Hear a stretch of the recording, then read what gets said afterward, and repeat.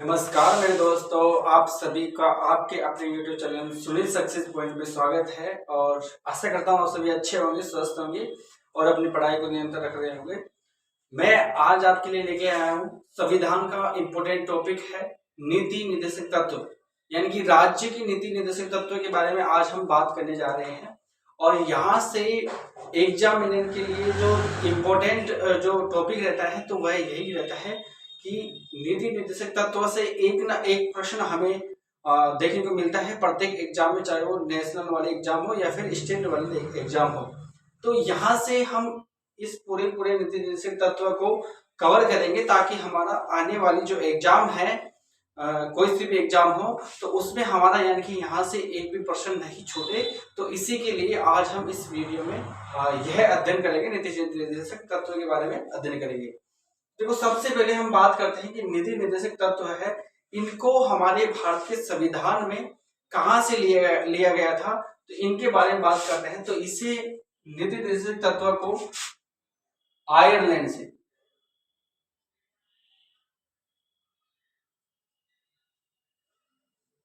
Ireland की संविधान से नीति निर्देशक तत्व हमारे भारत देश के अंदर लिए गए थे। बात करते हैं कि यह भारत के संविधान में कौन से भाग में है, तो यह भाग नंबर 4 में है। और हम बात करते हैं कि अनुच्छेद 32 से अनुच्छेद 51 तक इनका उल्लेख मिलता है।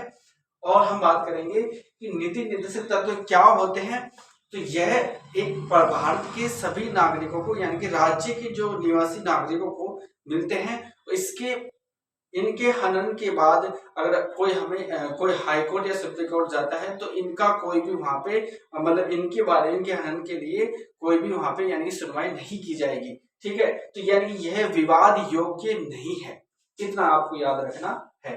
अब हमारी क्लास को स्टार्ट करते हैं। देखो,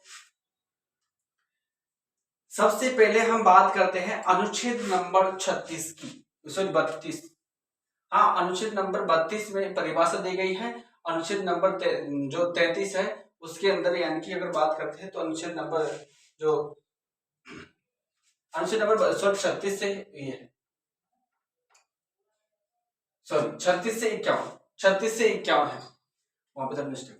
तो अनुच्छेद नंबर 36 के बारे में हम बात करते हैं। तो 36 में जो राज्य की नीति निर्देशक तत्व है, इनकी परिभाषा के बारे में यहाँ पे बात कही गई है। राज्य की नीति निर्देशक तत्व की जो परिभाषा है वहां पे यहाँ बात कही गई है, यानी यही कहा गया कि यह विवाद योग्य नहीं है और यह प्रत्येक नागरिक को प्राप्त होना चाहिए।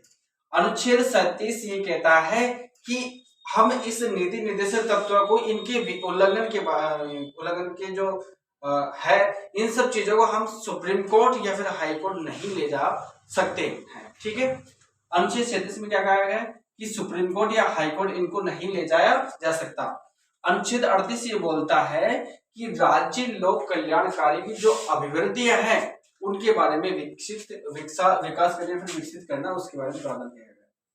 अनुच्छेद 39 ये बोलता है कि राज्य द्वारा अनुसरणीय कुछ नीतियां, कि जो राज्य के द्वारा उसकी जो जनता है, राज्य के द्वारा उस वहां के जो नागरिक है उनके द्वारा उनको दी जाने वाली जो अनुसरणीय जो नीतियां हैं उनके बारे में यहाँ प्रावधान कहा गया है।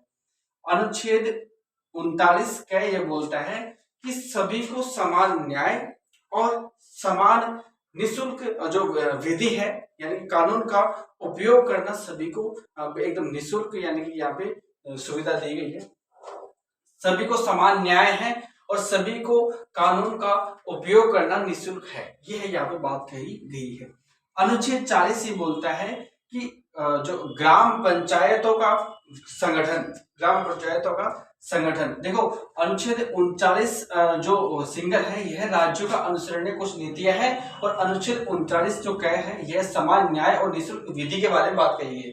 अब अनुच्छेद जो 40 है इसमें ग्राम पंचायतों के बारे में जो संगठन है या फिर ग्राम पंचायत से संबंधित कोई भी जो बात है अनुच्छेद नंबर 40 के अंदर बात कही गई है। ठीक है, अब हम बात करते हैं अनुच्छेद नंबर 41 के बारे में। तो अनुच्छेद नंबर 41 में काम, शिक्षा, लोक सहायता पाने का अधिकार, मतलब काम, शिक्षा, लोक सहायता, जैसे हम किसी भी से भी सहायता पा सकते हैं, चाहे वो सहायता करे या ना करे, और हम किसी के भी से शिक्षा ले सकते हैं। और यानी काम, शिक्षा, कोई भी चीज हो तो हम यानी उसके बारे में कर सकते हैं बात। अनुच्छेद 42 ये कहता है कि जैसे मान लो कुछ ऐसी दिशा हो जाए, जैसे मान लो कोई भी एक कर्मचारी है, उसके जो कार्यकाल में कोई ऐसी घटना हो जाए तो वह छुट्टी ले सकता है। जैसे मान लो महिलाओं के लिए, यानी कि अपने जो महिलाएं हैं जो यानी कि कार्य कर रही है, जो कर्मचारी है, उनको जो मतलब अपने एक 6 महीने की छुट्टी देने का प्रावधान है कि जब भी अपनी जो संतान के बारे में अगर वो सोचती है तो जब अगर उनको 6 महीने की छुट्टी के बारे में प्रावधान दिया जाता है। ठीक है, अब हम बात करते हैं अनुच्छेद 43 के अंदर। तो कर्मकारों के लिए निर्वाह मजदूरी, यानी कि सभी समान जो काम करने वाले जो मजदूर हैं उनके लिए समान ही मजदूरी होगी। तो कर्मकारों के लिए निर्वाह मजदूरी। अनुच्छेद 43 जो क है, इसमें कहा गया है कि उद्योगों के प्रबंधन में कर्मकारों का भाग लेना। जो उद्योग है उसके अंदर यानी कि कामगारों का भाग लेना। अनुच्छेद 44 ये बोलता है कि समान सिविल संहिता यानी कि सबके लिए समान होगी और समान ही रहेगी।